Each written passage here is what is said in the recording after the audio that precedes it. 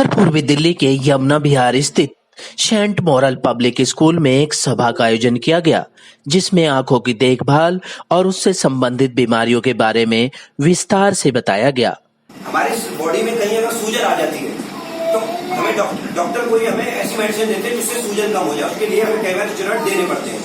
उस कंडीशन में भी हमें उसका साइड इफेक्ट हो सकता है, राइट। कुछ दवाइयां हैं, आपकी डॉक्टर ने एक बार आपको दवाई एक एक्स बता दी स्टेरॉइड वाली, जब देनी थी 4 दिन के लिए, पेशेंट उस दवाई को संभाल के रख लेता है।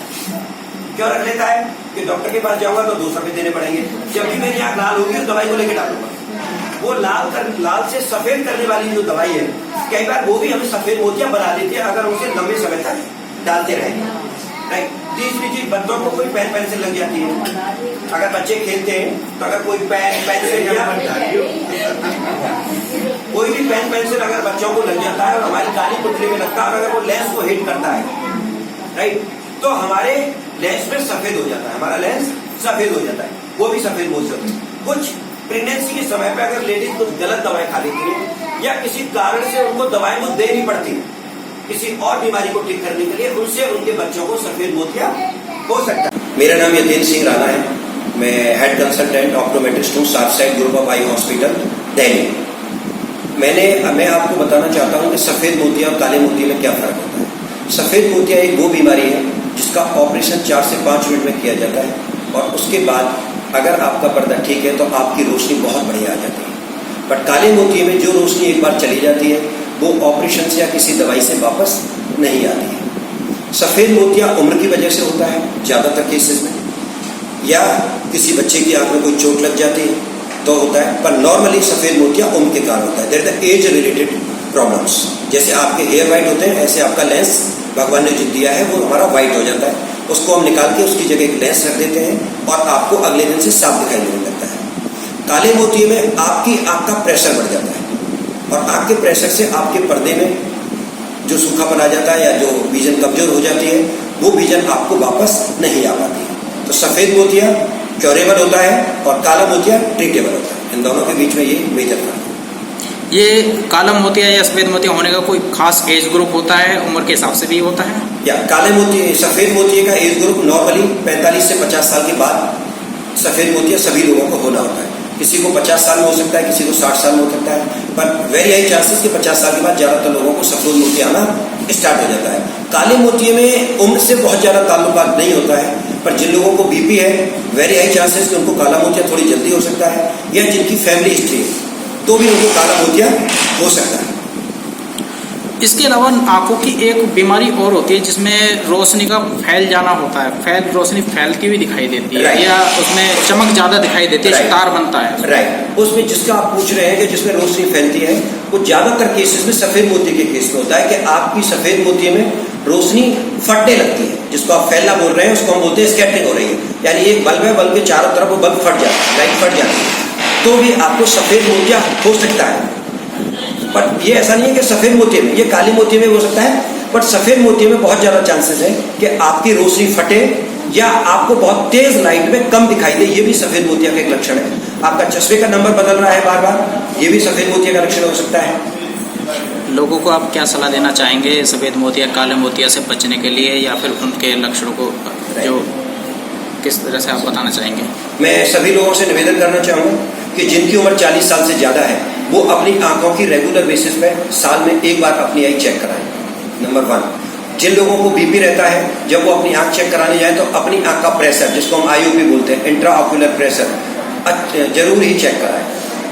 सभा का आयोजन यमुना विहार की महिला मंडल के अध्यक्ष मनी बंसल द्वारा किया गया, जिसमें कि sharp site group of eye hospital के डॉक्टरों द्वारा आंखों में होने वाले मोतियाबिंद व अन्य बीमारियों के बारे में विस्तार से जानकारी दी गई। कैसे ठीक कर सकते हैं, क्या हमारे वो हैं, वो सारी बातें हम इसमें देंगे और जिनका भी लगेगा इनको तो ये अपनी तरफ से उनका जैसे हमारा कैंप लगता है ट्रीटमेंट के लिए कूपन देंगे और आप उस कूपन को कहीं पे भी फ्री चेकअप कहीं पे भी जहाँ पे हमें लगेगा वो खुद भी बताएंगे, वो ही करेंगे। आज हमने ना शार्प आइज सेंटर के द्वारा डॉक्टर्स ने हमें आंखों को स्वस्थ रखना है इसके बारे में एक आई टॉक हुआ है, बहुत अच्छा आई टॉक हुआ है जिसमें उन्होंने सारी आंखों की डिजीज के बारे में कैसे वो हम उसको क्योर कर सकते हैं, क्या हमें चश्मे का नंबर घटा सकते हैं, हमें क्या खाना चाहिए, क्या नहीं खाना चाहिए आंखों के लिए। क्योंकि देखो आंखें ही इस जिंदगी का सबसे बड़ा जरिया है, जो हम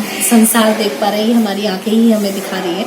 तो आंखों के लिए आज ही हमने एक कैंप लगाया है, जिसमें कि 50-60 लोगों ने इसमें पार्टिसिपेट किया है, और इसमें एक्यूप्रेशर के डॉक्टर ने भी आंखों के बारे में बताया। बहुत अच्छा एक प्रयास है, आगे इस प्रयास को हम और जारी रखेंगे।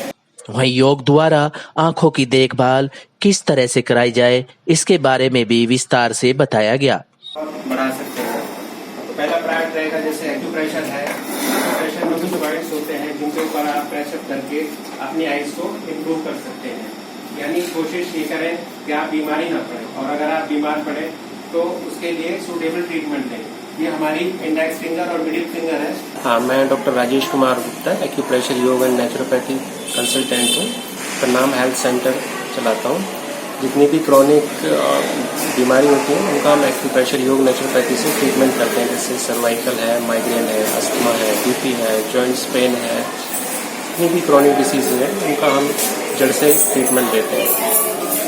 तो योग के द्वारा जो आंखें खराब हो जाती हैं या फिर जिन आंखों की रोशनी कम हो जाती है, उनको योग के द्वारा इम्प्रूव करा जा सकता है, उनकी रोशनी के दोबारा लाई जा सकती है।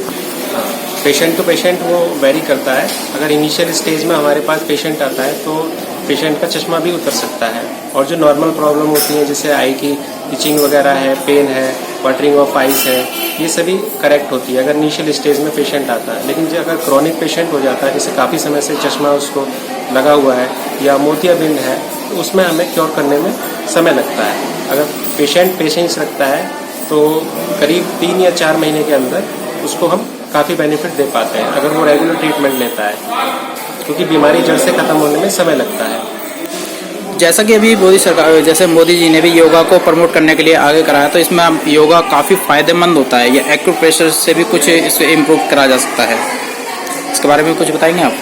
हाँ बिल्कुल, जैसा मोदी जी का मिशन है कि प्रत्येक जो व्यक्ति है उसे योग से जुड़ना चाहिए। आजकल स्कूल, कॉलेजों में, हॉस्पिटल्स में सभी को योगा को कंपलसरी किया गया है। तो इसके साथ अगर हम एक्यूप्रेशर जोड़ देते हैं तो इसमें एक तरह से कहते हैं ना, जैसे सोने पे सुहागा, उस तरह का इम्प्रूवमेंट देखने को मिलता है। क्योंकि एक्यूप्रेशर में हमारे हाथ, पैर और पूरी बॉडी पे पॉइंट्स होते हैं, जिन्हें प्रेस करके हम जितनी भी बीमारी है, चाहे एक्यूट हो चाहे क्रोनिक हो, उसे हम इंस्टेंटली भी पेशेंट को रिलीफ दे सकते हैं। किसी किसी केस में, हर एक केस में तो मैं नहीं कहूँगा, लेकिन एक्यूट केसेस में हम पेशेंट को इंस्टेंटली भी रिलीफ दिया जा सकता है।